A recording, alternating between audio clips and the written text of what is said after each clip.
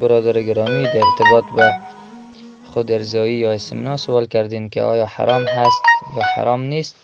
برادر گرامی، قبل از اینکه به پاسخ به سوال شما بپردازیم، الله متعال همین غریزه شهوانی را که در وجود انسانها قرار داده، برای اشباهش راههای مشروع و حلال را هم مشخص کرده و مشروع ساخته که همان ازدواج و نکاح می باشه. حتی 4 خانم را میتونه انسان ازدواج بکنه و در عقد خود در بیاره. بنابراین تا که انسان به خود ارضایی دست بزنه که ضرر دنیوی و اخروی هم داره، ضرر بسیار زیادی به جسم انسان داره، چرا انسان راههای مشروع استفاده نمیکنه؟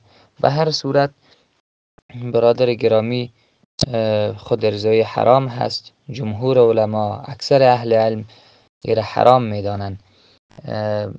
دلیل حرمتش هم آیت 5 و 6 و 7 سوره مبارکه المؤمنون می باشه که الله متعال می فرماید مؤمنان رستگار کسانند که شرمگاه خود را حفظ می کنند الا علی ازواجهم و ما ملکت ایمانهم فانهم غیر ملومین، مگر بر همسران خیش یا بر آنچه که ملک یمینشان هست، پس در این صورت بر آنها ملامتی وجود نداره. فمن ابتغى وراء ذلك فاولئک هم العادون، پس هر که غیر از این راه را طلب بکنه آنان از حد گذران هستند.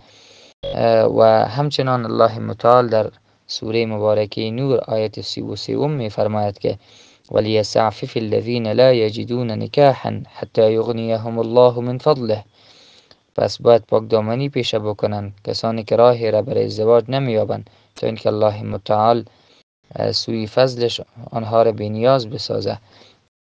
و همچنان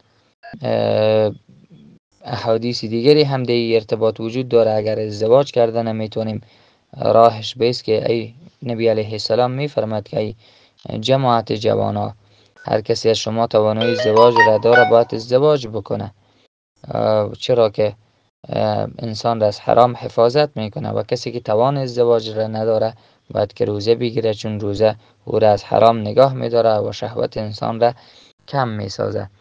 حالات خاص استثنایی هستند که بعضی از علما خود ارضایی را جایز گفتین و به اتفاق خود ارضایی ضررهای طبی و جسمی به وجود انسان داره و این ناروا هست و حرام می باشه.